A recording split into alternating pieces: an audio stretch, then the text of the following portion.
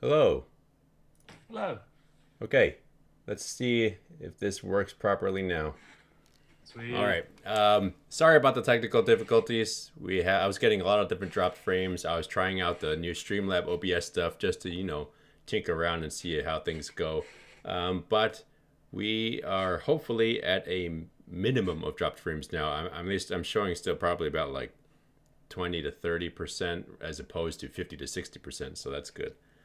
Anyway, new overlay, new logo, new year. Although we are almost a full month behind now, but new Same year. us. Yeah, so as far as your brand, your business goes, welcome to 2018. Hopefully, you guys can hear me okay, and that I know the frames won't be much of an issue because we're not much to look at anyway. So it's just kind of you're here to hear us talk, not look at us. So hopefully that is the audio is still doable, and that's my knock on wood.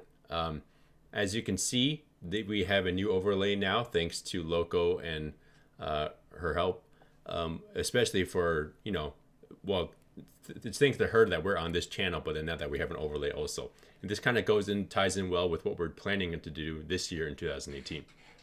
But why don't we go ahead and introduce ourselves real quick in case this is your first time joining us. Let's start with you, Galen. Hi there. My name is Galen Herbst Cortina. I am someone who spends way more time than he should watching Twitch. And then on top of that, I'm also a financial planner who works with streamers. Okay. My name is Joel. I go by Sheng at Law here on Twitch and Twitter. I'm an attorney, and like Galen, I probably spend more time than I should watching Twitch. But we both try to find a way to combine our passions and our professions, which is why we have this show.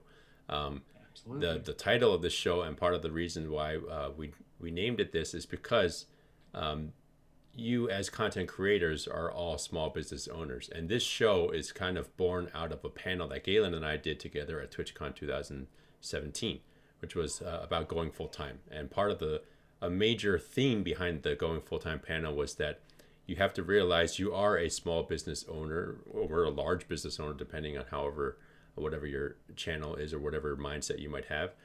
But as a business owner, you're running your own brand, and what are some of the steps that you need to take from a legal and a business perspective to make sure that everything is operating at a healthy level. We will talk a little bit about business hygiene. That's a phrase that I'm stealing from Galen because I like that he uses it a lot. So a lot of this show goes towards business hygiene. We're trying to practice a little bit of that ourselves by being, involving higher production value and kind of going on a regular schedule. And this is kind of our tangent into some of the 2018 goals for the show.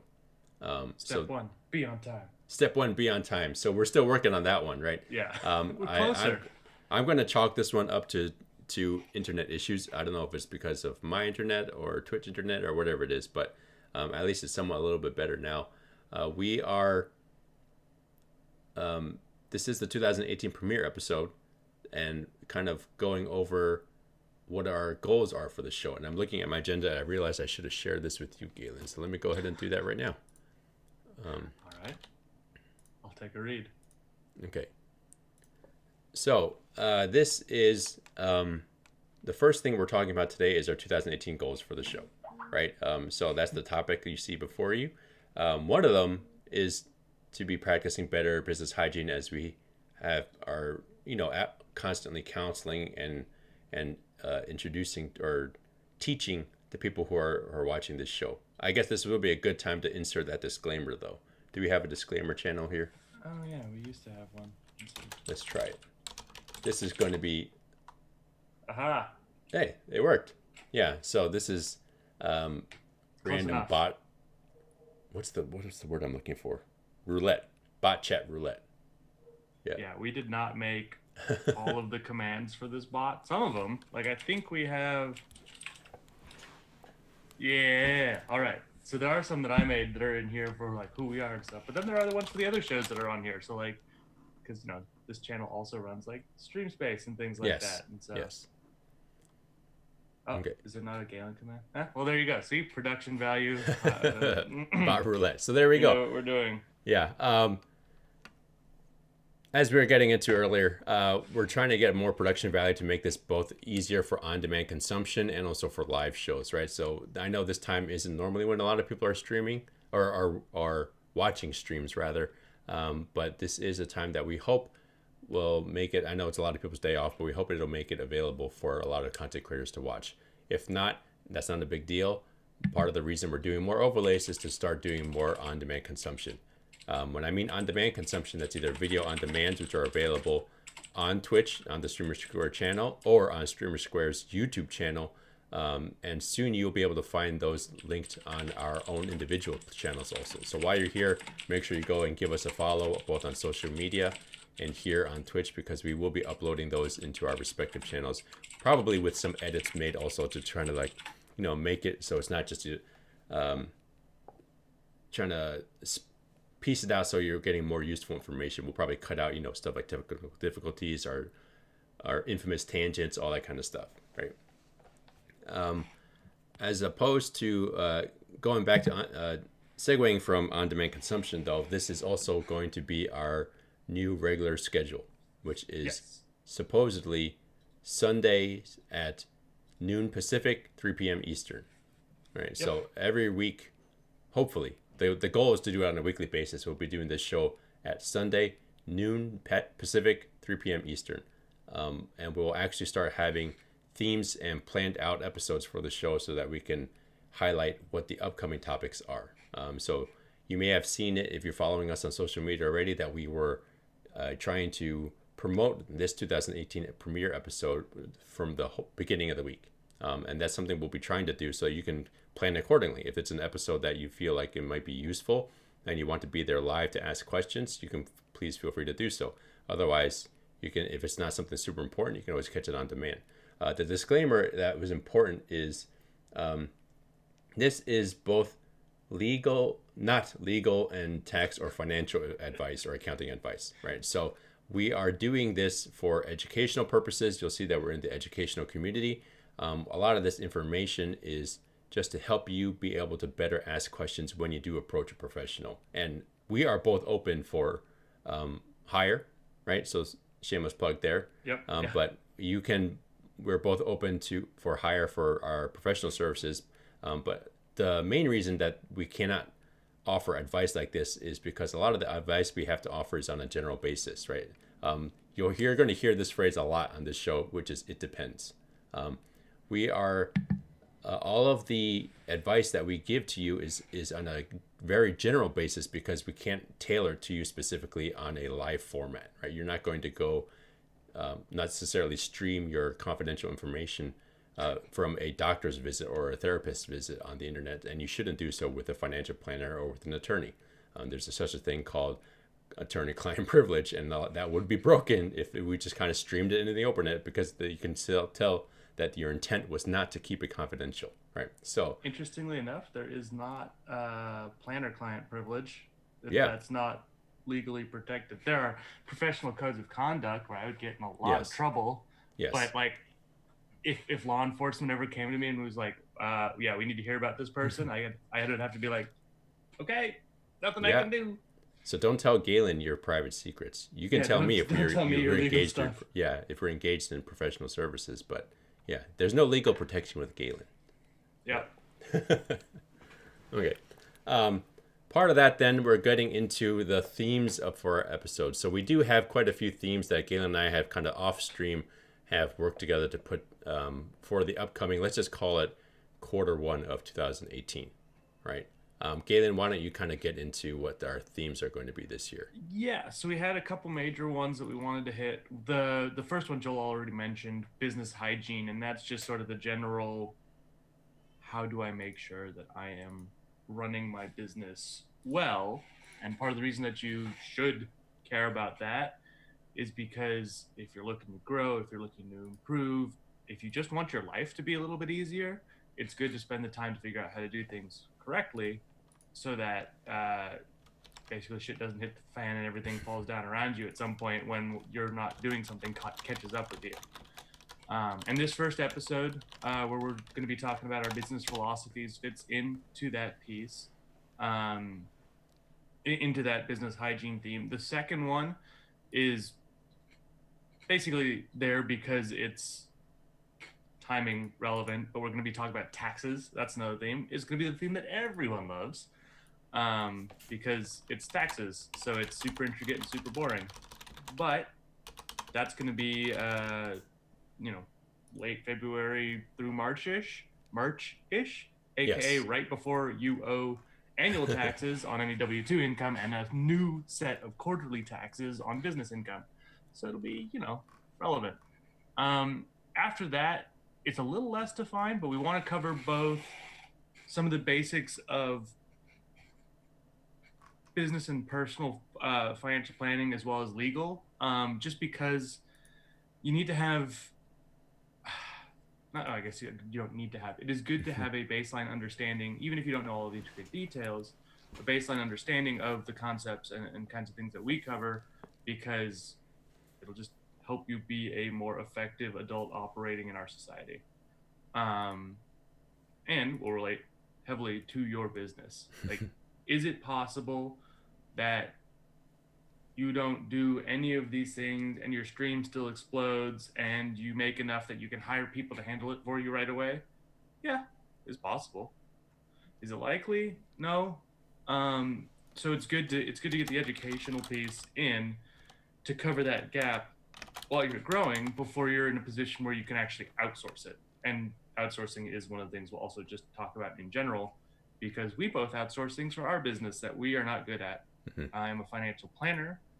I am not a scheduler or an admin. So I use software to do that. And I am a financial planner, but I also hire people I straight up hire people to double check my taxes to make sure that I'm not missing something or screwing up or all these kinds of things. I even outsource my own financial planning because that way I can have someone on the outside looking in, like, making sure that I'm not making silly mistakes because I'm too in the weeds on my own thing. And I'm sure Joel does the same in terms of outsourcing. So Yeah. And I think that kind of goes into our business philosophies also. So you'll notice the change in the topic now. That's kind of the first thing that we're we're bleeding talking, into it. or second thing that we're talking about today. So the 2018 goals we discussed already. The themes that Galen had brought up again were business hygiene, taxes, and then also just like introduction to both of our respective services, if you will, financial planning and legal stuff.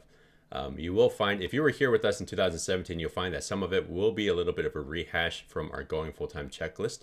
The reason we're still kind of going over that stuff, though, is that we will structure it a little bit better.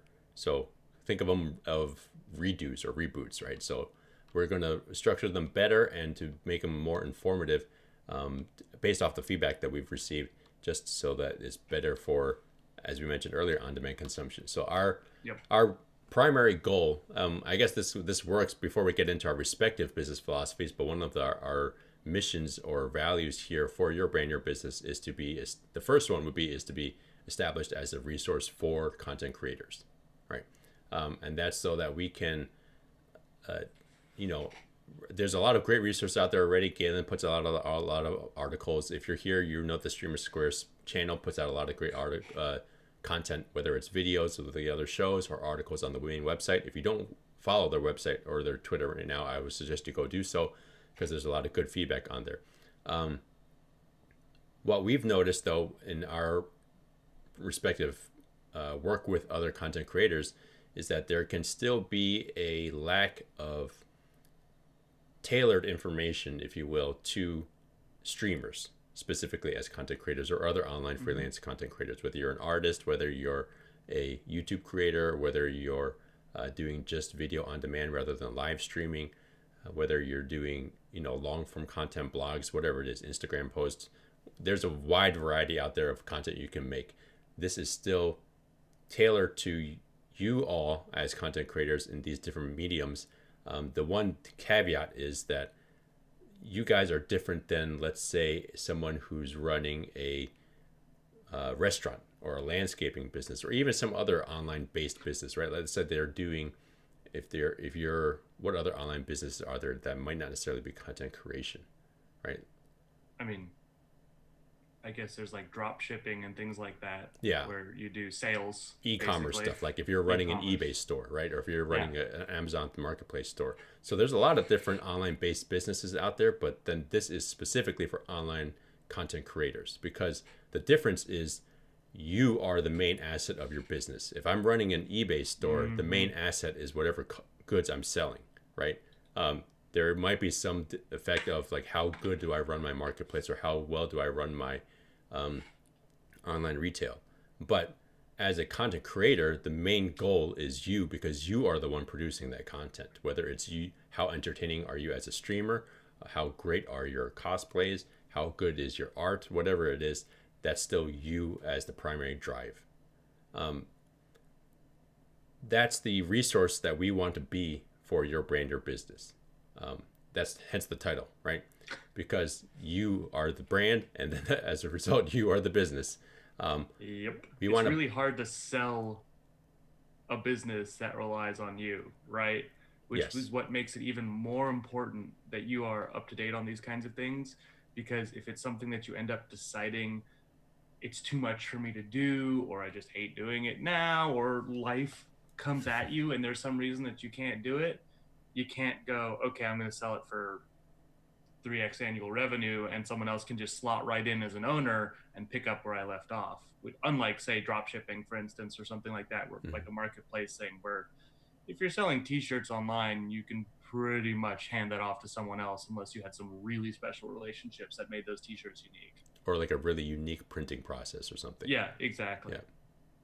And Which that's, somehow only you knew about and you yeah, weren't selling as an asset of the or if you business. patented it, yeah. Yeah. So, I mean, and that's exactly it, right? So, another big topic that they here on the StreamerSquare channel is mental health, right? And this is a particularly tough issue for content creators, because you have to put so much of yourselves out there that it can become extremely taxing, mentally, personally, emotionally, what have you.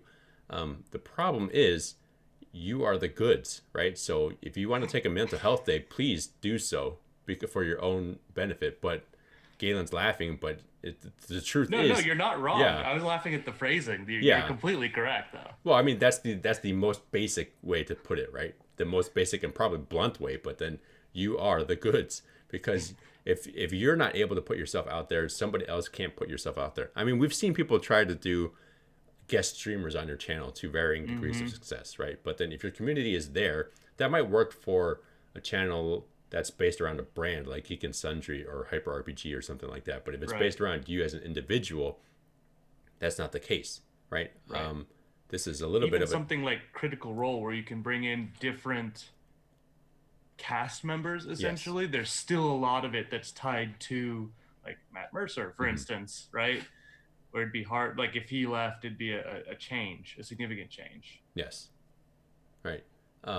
And those are kind of considerations you have to take when you're discovering your own business philosophy. We're sharing our examples now so you can kind of go ahead and develop your own too, because it's important that you do that. Essentially, a business philosophy is your roadmap, right? What do you want to do with your brand? Where do you see yourself 6 months down the line, 5 years down the line, right? Where Mm-hmm. do you see yourself continuing to do this as long as you're readily able to, do you have a transition in mind to go switch it to a different type of career? And a lot of folks are transitioning Hmm. because they found great ways to do it and that work better for their life and their lifestyle, not because they suddenly hate streaming or something. And it's so cool to see that there's now that path to, like, influencer relations or something like that for a Yes. company, for a brand. And this kind of goes into the second theme, or second, it's not a theme, second key point that we had from our panel also. The first one being recognize that you are a business owner. The second one being have a plan, right? Your business philosophy is a plan. It doesn't have to necessarily be a set in stone plan. And in fact, I would argue that it should not be a set in stone plan. It should be a dynamic plan that's adaptable to Mm-hmm. changing circumstances, but at least have it so you're not flying by the seat of your pants, right? So, I mean, like, this is a Twitch, so gaming is still related, but imagine if you had a mission objective, but there were no waypoints, right? So having with no philosophy means you don't have a mission objective, and second, you don't have waypoints, right? So the waypoints are there to help you kind of direct where you should be going, and you with the objective in mind. If you don't have a philosophy, you don't know, one, where you're going, two, how to get there. Mm-hmm. So that is why we're going to share our business philosophies now. And now that we've kind of explained what a business philosophy is, the reason we're starting off 2018 with this particular episode talking about this particular topic is because it'll help you get a better understanding of who we are as professionals, which in turn colors a lot of the advice that we give, or the general advice that we give, or the general information that we give. You'll get a better understanding of our perspective, which is why we have, which is why we put out the information that we do. All right. Without further ado, then why don't you go ahead and get started? Sure. So I'd say one of the big things that I have in terms of personal business philosophy, and it is, a personal thing, is that the is basically that the work has to be something that I'm interested in, and it has to be something that's interesting enough so that when I have to do things that I really hate doing, I can point to, yeah, but it's getting me towards this other goal. There are some folks who are totally able to do a business that they don't give a shit about because it makes them good income and that lets them lead the rest of their lives in the way that they want to. And even people who are employees who do that kind of thing. But for me, that's not something that I could do. So even though I'm a financial planner, I don't work with rich old retirees who are the traditional marketplace and who are very lucrative clients, um, because it would get kind of boring for me. I don't want to be the doctor who only works with healthy people, right?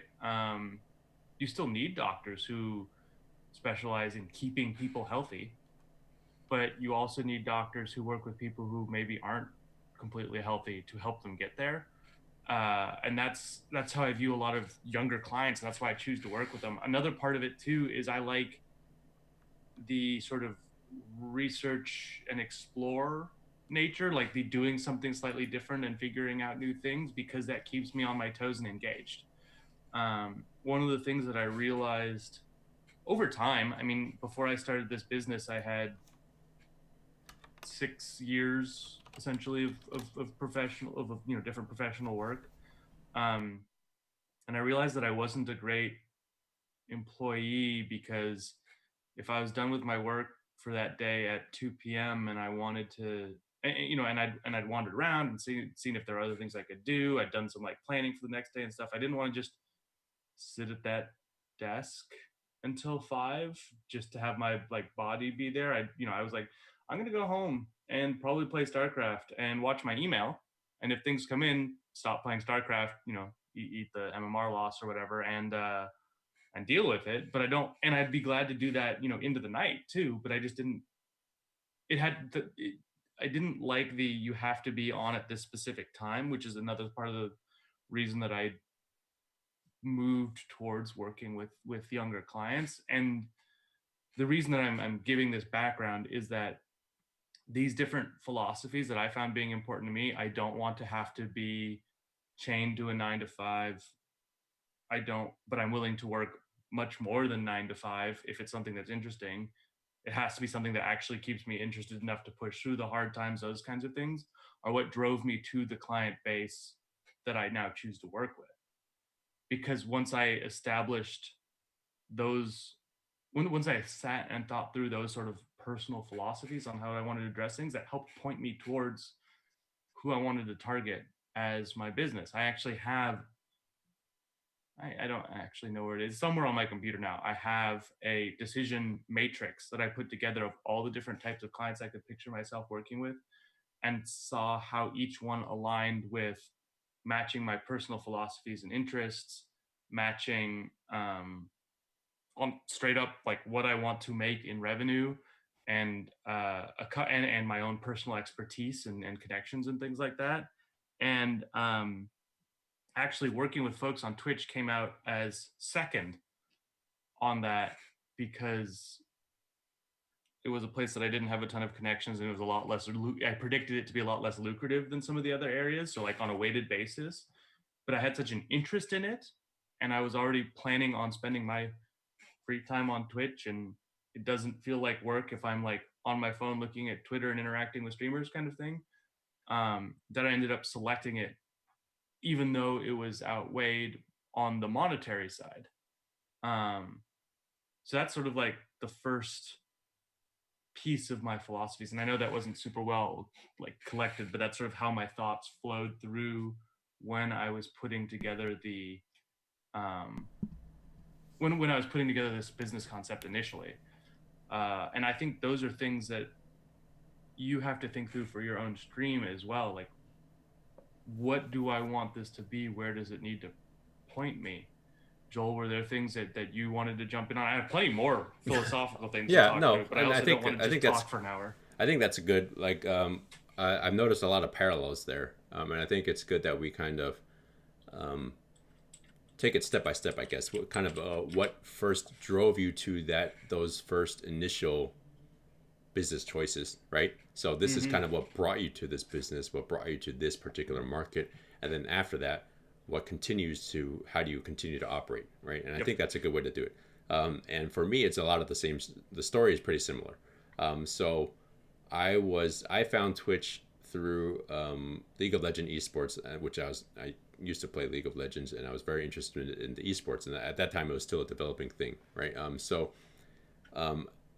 I was also finishing law school at the time, so to me it was that kind of interest of I mean I grew up a gamer. I've always played video games, and then I didn't have the time to play more video games, so I found Twitch where I can kind of do that while I was still studying or whatever.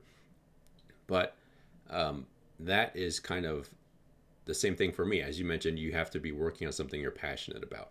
Mm-hmm. I think, and Galen touched on it earlier, there's nothing wrong with being the type of person that is just an employee and you're able to work just during that 9 to 5 and then that's it, right? Then after No, that, not you at just all. don't care about it at all. My brother's that way. He has no problem doing whatever you tell him to do if he's an employee, as long as you're making sure he gets paid and then, as long as it's sustainable and helping him pay the bills. Because I get, what do they call it? It's just working to live, right? So all Mm-hmm. they do is that they're fine doing whatever it is you're telling them to do because once he clocks out, he has nothing to do with his job anymore. He is just Yep. outside doing whatever it is he wants. The job is simply a sole a source of income to allow him to do his other hobbies. Um, I believe Galen is also because based off what he said earlier, I'm the other type of person. Um, I don't mind being an employee. I'm okay being an employee, although I much rather prefer being an employer or being self-employed. But whatever it is I do, I need to have personal motivation behind it. It needs to be something that drives me internally, right? I I hate menial tasks like mowing the lawn or whatever, right? That doesn't mean that once I get to it that I'm not going to do my best at it or at least do a proper job. But there's nothing that drives me saying, "Oh, I really have to mow the lawn," besides maybe like a neighbor complaining or something like that. Mm-hmm. But I, for me, the passion has to be there. It has to be something that I'm believe in, something I find mentally interesting or challenging rather, or even and that was kind of where I am now, which I found that this is gaming, content creation, whatever you want to call it.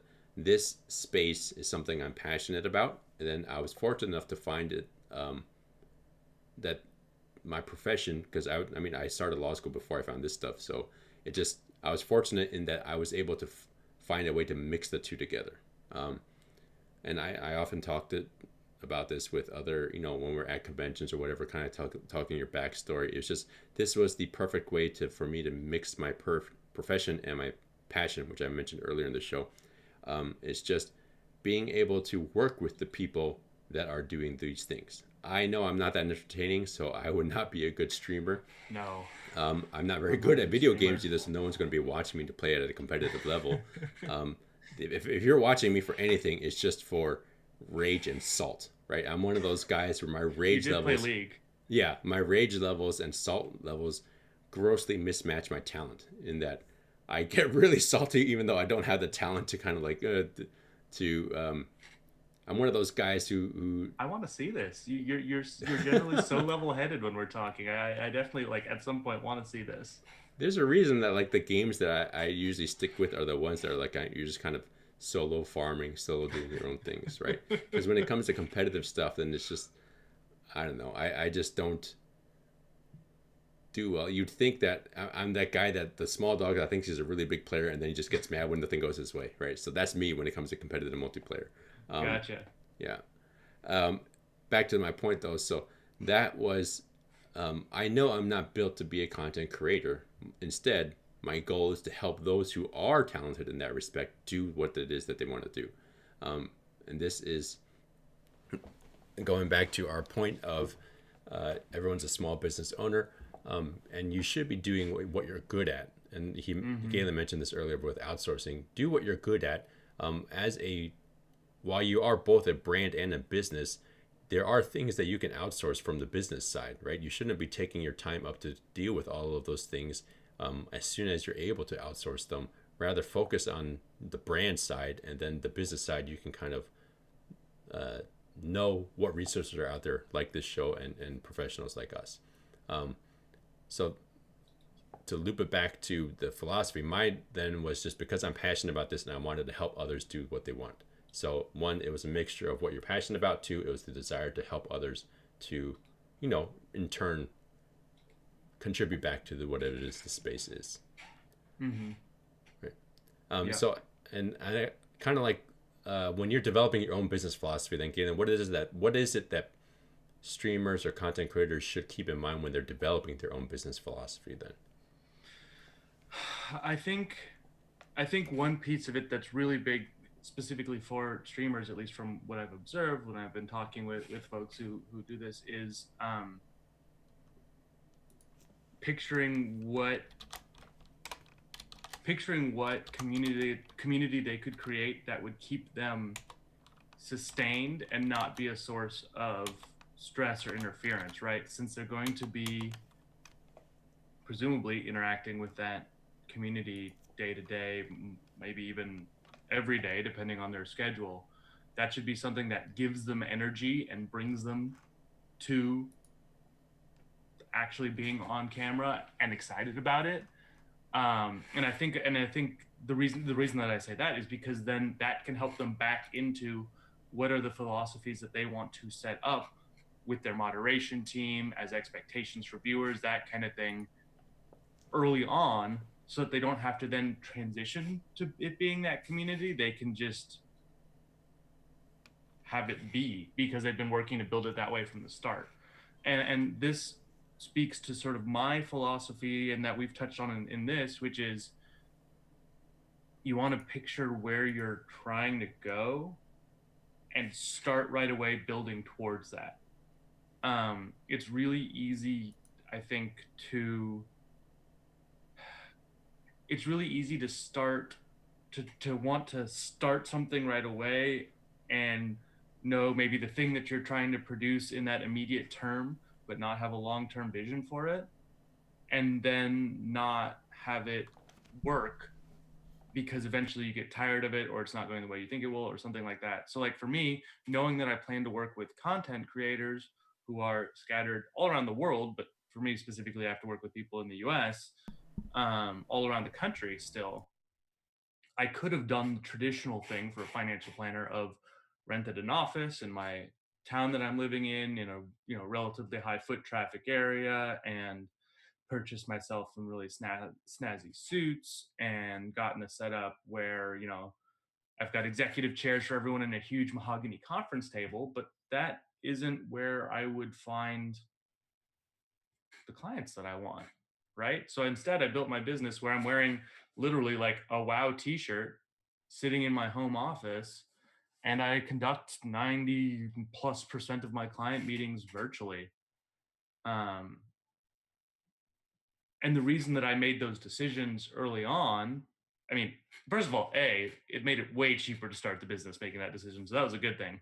But B, the actual reason that I made that decision was because of my personal business philosophy of planning from the start with the end product in mind. Um, and I think that's a really key one that a lot of streamers can do at any point in their streaming journey. You can do it the day you start or even the day before you start. And if you're someone who's already established and you want to make a pivot because you're exhausted from interacting, you're exhausted for what you do, or exhausted from interacting with your community or something like that, you can sit and think about, all right, where do I want this to be, and then start planning moves to get you there. But you always need to, and I'm biased on this because I'm a financial planner, and literally what I help people do is analyze where they are today and where they want to go in the future. So it's like my job. um but I think that's a really key one, that a lot of my business philosophies, at the base, the sort of inspirational nugget is mindfulness. Just actually spending attention, focus, time, whatever it is, on creating something the way you mean to, as opposed to it being created by the actions you take that are semi random because they were unplanned. And that's a philosophy I use a lot with my clients as well, in terms of how do they approach money. Um, because there are tons of ways that you can use money, and the combination of ways that is right for you is pretty individual to you. And I sort of approach that mix, that thought process as well when it comes to business. um I think I'd say that's like the really big one for me in terms of like major underlying philosophy. After that, there's a whole bunch of others that I have picked up after, while going through my Mhm. MBA, or have picked up as good advice from other professionals, people who've tread the path before me, people saying, oh gosh, this was a mistake or something like that. But we sort of talked underpinning wise about the personal one of need to do to do our best work. We need to do work that's actually inspiring to us. And then mine was that sort of mindfulness piece of start with what you want to build and figure out backwards from there how you get to it. Which is like why I was at TwitchCon, for instance, even though, it was expensive to go, but it was still the right place for me to be, right? Um, what would you say is like, how would you say you approach building a business beyond the personal, it has to be engaging for me day to day piece so that I can actually do it and not just fall apart? Yeah. So essentially, you're asking like, what's a guiding principle that we have there, Yeah. right? So that the stuff that we talked about earlier, that the need to have both, be personally invested or in your business, or to be kind of, uh, you know, I don't like to use the phrase skin in the game, but it's somewhat kind of that gets to the point that we're trying to make. It's uh, that's a belief, or that's a value, right? The work has to be valuable to us. It has to be something that we're Hmm. interested. What is a guiding principle then? Because now that's what brought you to the table. Now what's going to keep you at the table? For Galen, it's the planning and mindfulness thing, and I think that's a really good one. I wish that I was better at planning and being, like ongoing, on a day-to-day basis, being better on top of like keeping in track of my to-do list, what I have to do, being able to figure out We got to get what, you set up on a CRM, man. yeah, yeah, figure out what, to me, that's like, there's a lot of things I need to get set up, and there's some others that are ahead of that. But yeah, essentially, yeah, there are a lot of different things that you have to do kind of on a planning basis. Um, I that is one of the kind of, let's call it a secondary principle for him, because that is something that's definitely very important. But I know that it's not something I'm good at, which is why I don't make it a key principle. For me, a key principle is kind of, for the ongoing thing, is just to, for me, it's important to one being contributing in some way, whether it's, Hmm. I mentioned it earlier. I'm here to be able to help others do what they want to do, right? Um, Before I was an attorney, I was in a similar industry as, or similar profession as what Galen did. I was uh, kind of like a, almost like a financial. I can't really use the phrase financial advisor. I was helping people with through insurance and investments, kind of to do that similar sort of income planning, retirement planning, that kind of stuff. I liked the idea of consulting or aiding clients and helping them figure out a plan. So I wanted to do it on a more advanced level, which is why I went to law school. So to me, it's very important that the work be meaningful in some degree. I guess that's the my guiding principle there, because that's what keeps you interested, right? You can lose your passions. Passions don't stay that way forever, right? So, Oh, what what brought no, me to I'm the agreeing. They table don't. might not necessarily keep me at the table if that's starting to kind of wane. But that's what makes it keeps me going, helping others to find meaningful, doing something meaningful, which is to, for in my case, helping others to do what they want to do. For other people, it might be meaningful that they're creating entertainment to help other people. I know Twitch is a big place where you can find online communities that kind of, if you don't necessarily have that kind of social support in your job or in from your family, or because you don't have the shared interest or whatever, but you can find those shared interests online. And to me, that's a very special thing, which Hmm. is why I want to help others to be able to do the same thing. I'm trying to think of other guiding principles that we have, but to use as an example. But when you are drafting your own business philosophy, and again, this is kind of, we're now at the portion of, you know why you have this mission. Now, how do you go about carrying out this mission? If this was to use a game analogy, these are the steps we're talking about now. Hmm. What do you have to do to make sure you can continue going on? Because streamer burnout is a very serious thing, right? That's something we talked a lot about a lot at the panel, and that's kind of what they talk about a lot on StreamerSquare. And that's a Hmm. if you don't have something to keep you going, it's going to get more easily to burn out, because you don't have that drive, if you will, right? Um, and I don't know if anyone's in chat right now. Is there anything that you guys can kind of think of as, if you, even if you're not a content creator, what kind of keeps you going at your day job? What kind of keeps you going in your pursuits for whether it's you're in school, whether you're pursuing some other sort of work or passion? What is it, something that drives you? It's essentially, that's a key component of your business philosophy also. And You Galen, you can know, kind of talk about when, if nobody has anything really to kind of add right away, you can kind of talk about uh, what else drives you in your current working with streamers. that's a you bring up a point that I know about myself, and I've talked about certainly when I've been talking about why I got into the field that I got into, that I haven't yet talked about here, which is my job right out of college was working for a company that makes electronic medical records.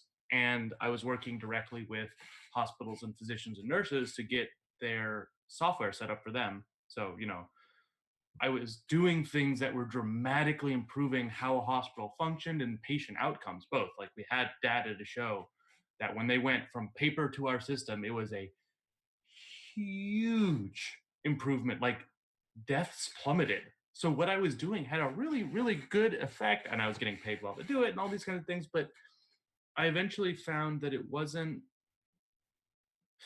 immediate enough for me. It was the work that I'm doing is in aggregate helping, right? I am contributing towards something being improved. But I found that what I really valued is when I could solve a problem for a person. And it was a little too abstract for me in the hospital sense, even though there was not a hard line to draw between what I was doing and good. But I wanted to be doing good in addition to doing well. I mean, I like doing well. It's fun to have money. I don't right now because I just started a business and just finished grad school, but I remember what it was like, and it was awesome. Um, but anyways, I really valued that doing good piece. So actually, you reminded me, and thank you for that, of one of those really important philosophical things for me, which is I love the one-on-one work. I love walking someone through their situation and making specific improvements, as opposed to, like, I don't think I'd be good at like public health policy, for instance, because even though that's the place where maybe you could do the most aggregate good, for me, I kind of wanted the more immediate feedback. um, and so that became important in what I did. I didn't go into corporate finance when I switched careers. I went into personal finance because I wanted to be working with humans, with individuals on a one-on-one basis. Um, Yeah, and, and and that became important. I definitely understand that part, because like you said, sometimes it's hard to picture what you're doing on a big picture scale, right? Yeah. So it's obviously you're doing very meaningful work, but then um, it's nice, right? It is. This might sound a little bit selfish, but it's nice to have that immediate payoff, saying, "Oh, you helped one individual person who you know their name, and they went out and said Hmm. thank you," right? Rather than you helped a Yep. hospital system. And I mean, if we're talking like the grander scheme, the helping a hospital system probably means more, right? It did way more. I mean, Yeah, in terms of like total return, the yeah. work I was doing for the hospital system, way more. Yeah, but then and that's what I meant by it might come across as selfish. Although I would commend Hmm. you in your work either way. It's just that we like that immediate feedback, and I can relate to Hmm. that. Um, I think in addition to being like the one-on-one part is nice, and because what I do is a lot of individual work also because as an attorney like you're advising even if I'm advising a company or a Hmm. group or something like that, right? It's still me with that group. It's not me. um, think of it as rather than giving a public speech, you're having a direct conversation, right? I much prefer So, conversations over speeches. exactly. Um, and kind of Gumdrops brought it in chat that it's as streamers, and especially if you're playing games at a competitive level, you can kind of help others teach, right? Hmm. So Twitch is great in that it's not only this kind of education that's available, but there was a lot more game teaching available ahead of time, right? So you see the guys that I mean, like obviously when I found Twitch, it was for League of Legends esports, as I mentioned earlier, and you could watch the guys that like when I started watching Twitch, it was like you could watch the Odd One, or you could watch Dyrus, right, or you could watch Wild Turtle, and they can see these are all TSM guys because that's how I was introduced to. And then you could see the skills that they have in the game. If you wanted to learn how to be a better, bottom or bot lane player, or if you wanted to be a better jungler or anything like that, Hmm. right? So there are a lot of things that you can learn, and Twitch is a great place for that. If especially both as a viewer and as a content creator, if you to do that knowledge sharing, right? So knowledge sharing is a big value of mine. It's underlying to helping others do what they want to do. This is a little bit different than another of guiding principle or kind of underlying value for my business philosophy is that I'm very much um, interested in helping entrepreneurs, right? So Hmm. in this space, like because it's a fairly new space, the content creation or gaming in general, and making a living doing that, because there's still, I mean, you can see it now that there's starting to be some more quote unquote mainstream companies moving into the space, but before that, it was still very much a niche, right? More and more people know about Twitch now, but it's still far from being the um, like a household name, if you will. Um, so for me, the interest there is to kind of help others who are pioneers, if you will, if you want to consider this a wild, wild west kind of space. Help others who are pioneers to kind of shape what the future of this industry would look like. And to me, being able to do that from a kind of behind the scenes aspect as an attorney, that was extremely enticing to me. So this is that's if it, one of my key underlying philosophies there. Um, for content creators, I'm trying, and like now I'm trying to place myself in your shoes. Whether you want to be here for ongoing entertainment and support and building an accepting community for others, whether you want to be for knowledge sharing, those are all really good values to have in your business philosophy to kind of keep you creating content, keep you interested in what it is that you're doing. Um, so we've talked about what kind of what brings you to the table. We talked about what keeps you at the table, and now we're kind of Hmm. thinking about you still also have to have philosophies for about what your end goal might be, or not necessarily Hmm. end goal, but your let's just call them late game objectives. Then, right? So we had Yeah. early game, we got mid game now, and now we're talking about late game objectives, um, because it's important that your philosophy or your which is what as you can tell by now what your plan is address all of these ongoing steps or all of these ongoing phases. Um, what are some considerations that they have to make or content creators have to make when it considers your late game objectives, and what do you have for your own late game objectives? Yeah. I mean, the biggest one that I have is the sort of mindset that early on I will be trading, I will be spending more time to earn revenue for the business, and that later I need to switch to spending revenue to reclaim time for me, for the what is hopefully my eventual team. um the reason being that, and we touched on this with the streamers being their own brand, but the most valuable thing to the business is the business owners, at least in these personal services kind of things, one-on-one entertainment kind of things, is the business owner's time. So I need to be tracking, essentially, as I'm going through, as my business is building, tracking the opportunities to trade a reasonable amount of revenue to reclaim a big chunk of time. Um, and the reason I say that, for I think that one's really important for streamers, because I think it's really easy to get really used to having to do everything yourself, because when you're just starting out, you are going to have to do everything yourself, and it's going to be a long grind and it's going to take forever. But as you find success, you need to be looking for those opportunities to reclaim your time as the owner, because you are the most valuable thing that that business has, which Joel touched on earlier. So if you reach a point where you can get an editor to make YouTube videos, for your, of your highlights as a monetization route, as a blah, blah, blah, as something that you can do for monetization, something that you can do for visibility, do it, and find a way to compensate them that is makes it worth their time, but also makes it worth the cost to you to free up your time. It may be that you start out making your own YouTube videos, but but eventually that should be something that transitions to someone else. A, because if it's their specialty, they're probably better at it than you are. And B, because then you have more time to focus on other important things, strategic planning for the business, just being live, doing things that keep you sane.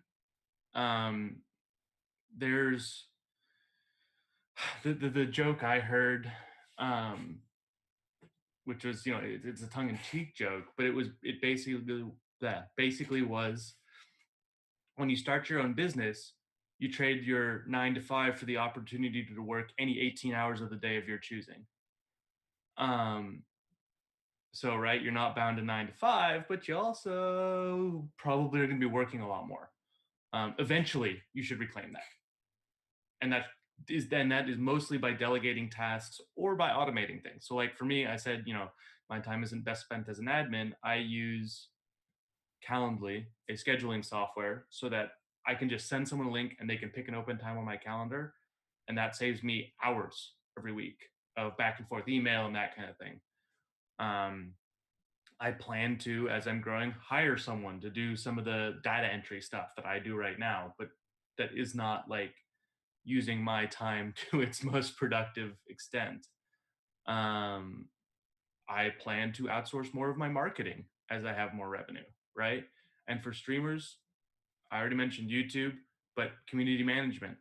Yeah, you've got your mods, you've got even a mod team if you're pretty big, but it might make sense to start actually paying them on some level. Once you've reached a certain level of revenue, pay someone to actually manage that for you, or manage your opportunities that are coming in, or just do, pardon me, just do personal assistant work. I know Havoc runs a service where Havoc, the streamer, runs a service where he basically temps out personal assistants for like conferences. And there is someone who will help a streamer put together their schedule for a conference, where it's like, great, you've got 20 meetings in 4 days. You better hope that you have it timed out pretty well, and that you aren't accidentally pissing off someone who might have been a great contact because you overscheduled their meeting and you didn't even realize it. So that kind of thing is, I think, a big part of it. And I think another big part of it is actually what Gumdrop just mentioned, um, figuring out how to expand your revenue streams so that you have more stability. Because the more places from which you're earning income, the less disruptive losing one of them will be. If all of your income comes, and this is just a philosophy of mine, is diversification. If all of your income comes from one revenue source, what happens if that goes away, right? But if you've got multiple revenue sources, then that is like that is something that gives you a lot more stability. Let me tell you, we talked about this at the start. My like end goal for this business, my dream, is having it be like 90% working with content creators. But right now, I help people with student loan plans because it's an expertise that I have and it's an immediate need that a lot of people have. Is that the long-term plan for my business? No. Is it a great other revenue stream that lets me actually afford to go to things like PAX and TwitchCon and stuff like that? Yes. Um, I have a lot of, not a lot of, I have several professional clients who are lawyers, who are consultants, who are doctors, that kind of thing, where they aren't streamers. Some of them are fans, of Twitch, but they aren't streamers. But it gives me the revenue to continue pursuing the thing that I actually want to do. And I think I think it's really important to build a multi-legged revenue platform, right? You don't want a stool with one leg. You want a stool with, if you're talking stability, as many legs as you can find, as long as it's balanced. But anyway, so I ranted for a bit, Joel. No, it's no I'll worries. let you take over rant wise. And I think that's both what you said and what Gumdrops posted in chat is very relevant, right? So I think that's kind of what we're talking about now. So how do you for it's extremely important for content creators because we had mentioned this earlier, being that you are the goods. Sorry to use that phrase again, but you're the goods, right? How do you kind of keep those goods from being available while reclaiming some of your own personal time, whether that's having an editor to help you put out more new content, or just to kind of keep stuff out there, because for all the good and the bad of it, part of content creation means that you have to be almost on, not necessarily on call or available, but you have to be present 24 hours, 7 days a week in some form, whether that's on social media, whether that's streaming, whether that's having a YouTube video upload, or whether that's posting some pictures on Instagram, or available and just chatting in your Discord, whatever it is.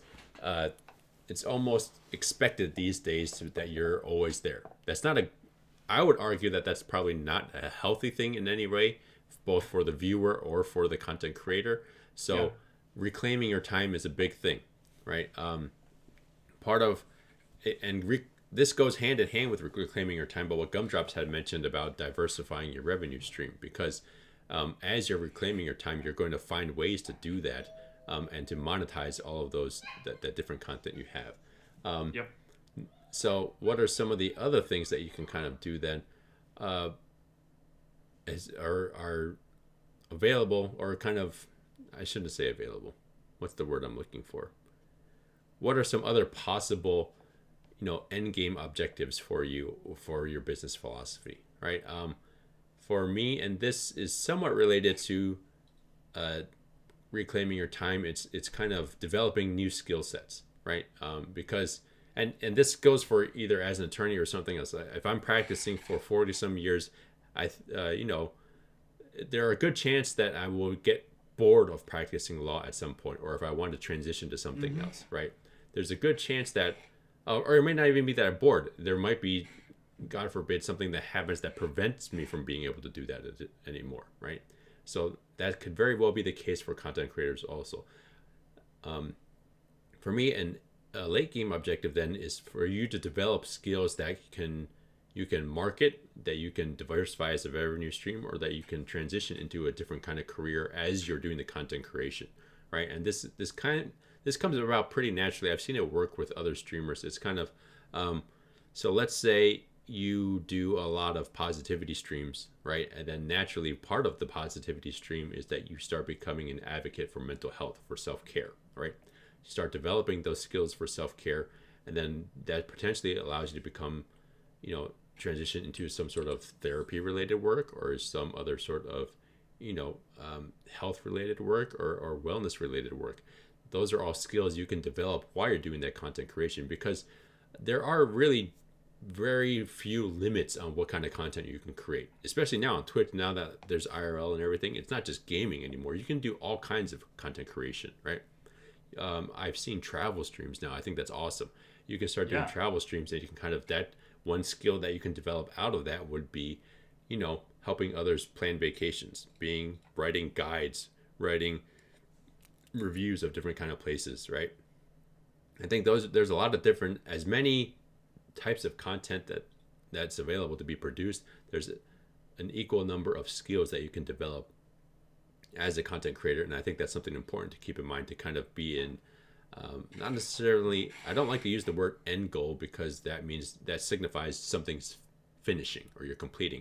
I don't think you're ever really completing. I think, like, my parents are semi-retired now, but they seem to do more in their semi-retirement than they actually did in their work, right? And I think that's often the case. It's just, you're never ending life. You're just kind of changing chapters, right? Moving on to the next step. So these are, let's call them late game transitions, then, if you will. What are some things, some skills you can develop to help you with those transitions later on?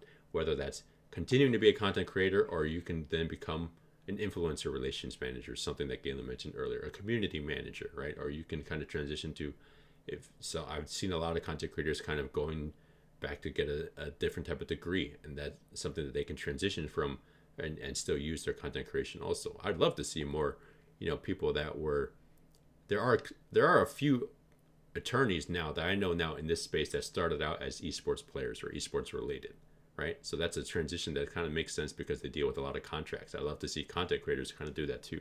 Or who knows, it'd be cool to see, like a some sort of firm that's made up of all like old content creators or something like that, right? I There's an think, awesome financial planning firm that focuses on players in esports. It yeah, was founded by an ex-CS Source Pro. yeah, right. So, and whether you're going in-house, like going into a game development company, or going into Twitch, or going into another platform, or whether you're kind of continuing to do it self-employed, because Galen kind of joked about this earlier, but it's very true for being a self-employed individual. Guys like me and Galen, we don't do well being tied to a 9 to 5. We don't like working 40 hours a week, but instead we work 80 hours a week for ourselves, right? So Much it's, better. yeah, Much better. it's a different trade-off, but then it's kind of like that's how it goes. So that's a lot of content creators are the same way. You guys are your own businesses because you don't like working for other people, right? Well, you can continue to do that, not necessarily as a content creator, or as a mixture of a content creator and something else also. Mm-hmm. Yeah. Yeah, and I mean, even on that sort of end game transition thing, there are people who just decide to scale it back and bring it back to a mostly hobby position, and that's fine if that gives them the leeway to do other things, right? Like we all change over time, and so one of the philosophies I have with my business is building it to be changeable, I guess I'll say. The longest contract I have with any of my software providers is month to month. Like, if something better comes along, I can switch that.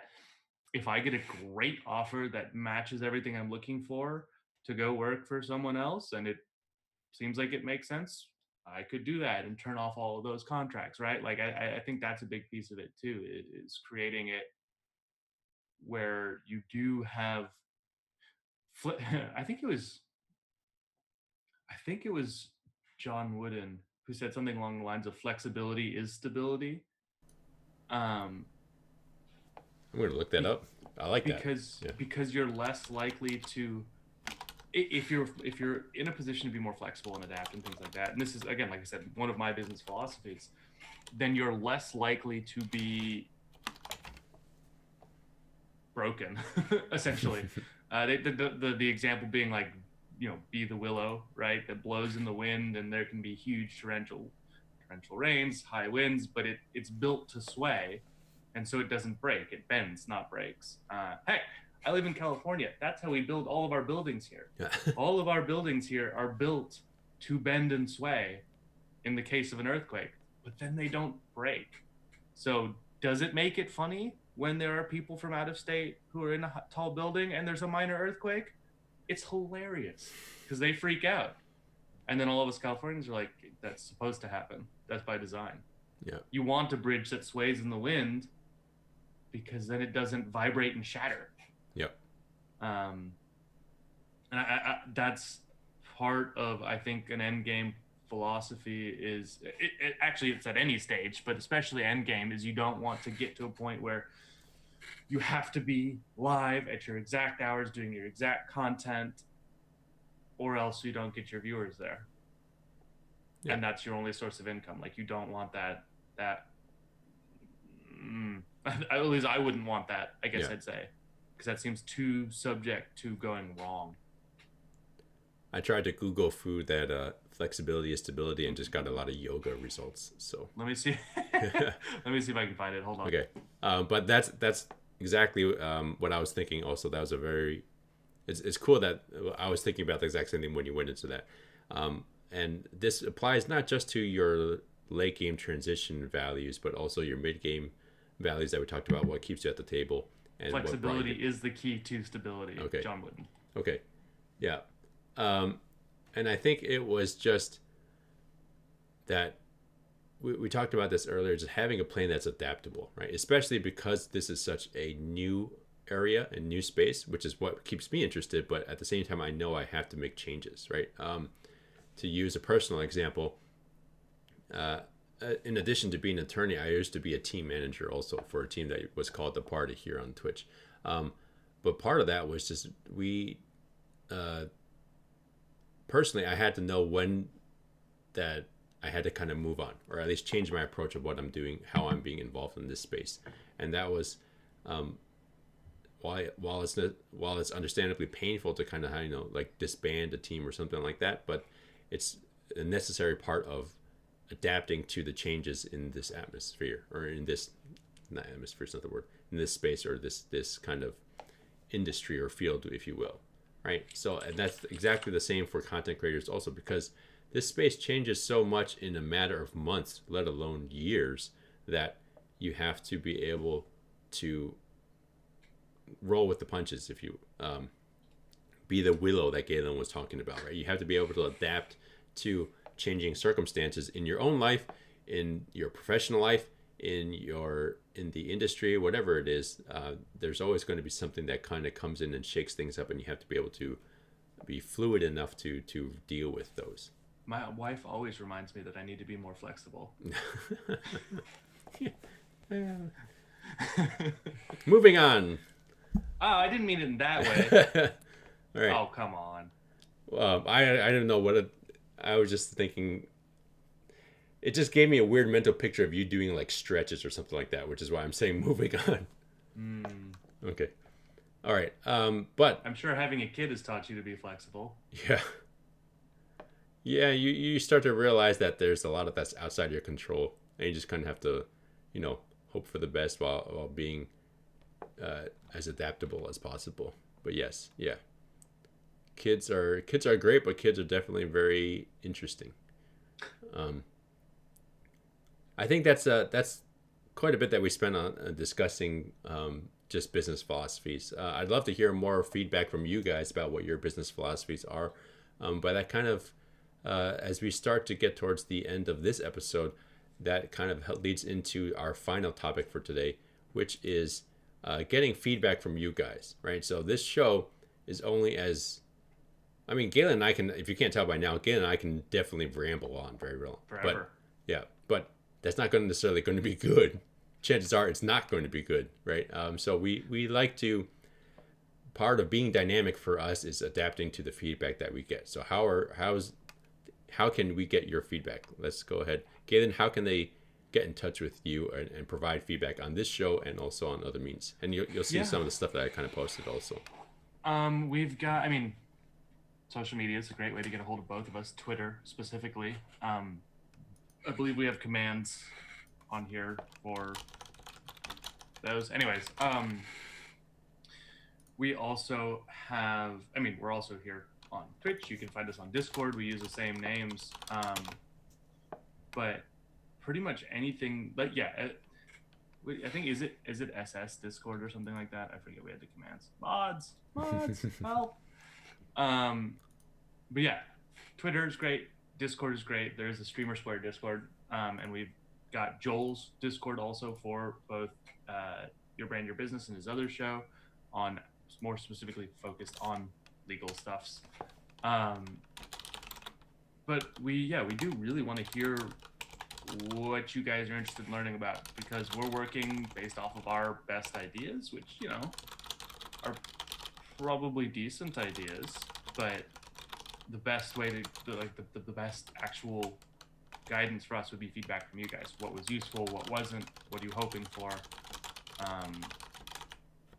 And you don't have to tell us like right now exactly what you're thinking and such, but do reach out to us. We're super open to it. We want this to be a useful resource. Yes. Yeah, I was just posting a link into the one for my channel, which is this show started on my channel.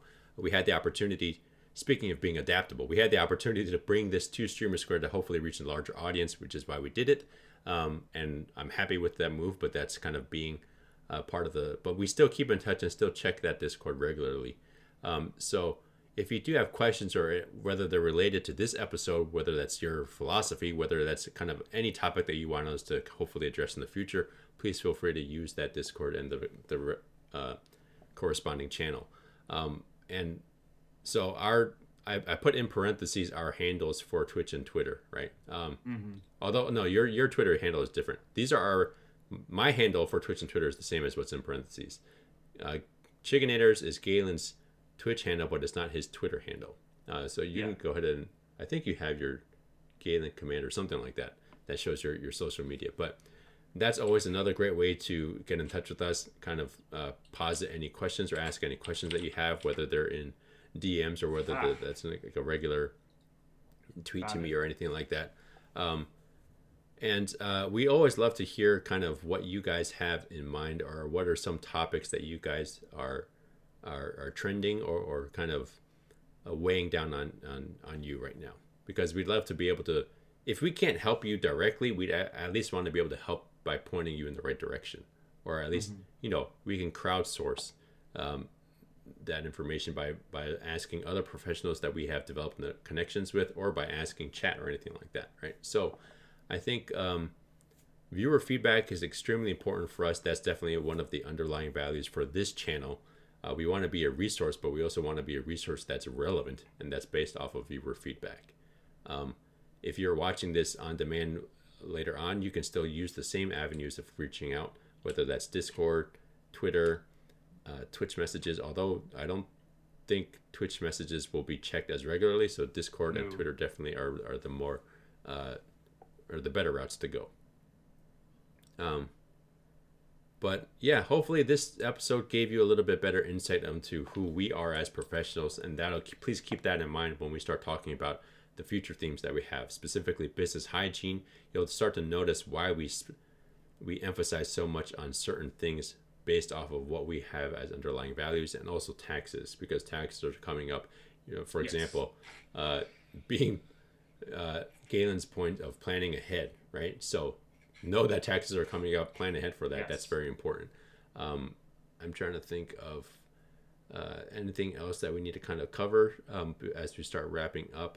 If you have any questions related to this show or related to, or anything really, just in chat, feel free to ask them now. Thanks again for those of you who are contributing to chat by sharing what your philosophies are. It's always great to hear it, and especially it kind of helps us to know what streamers and content creators are thinking about.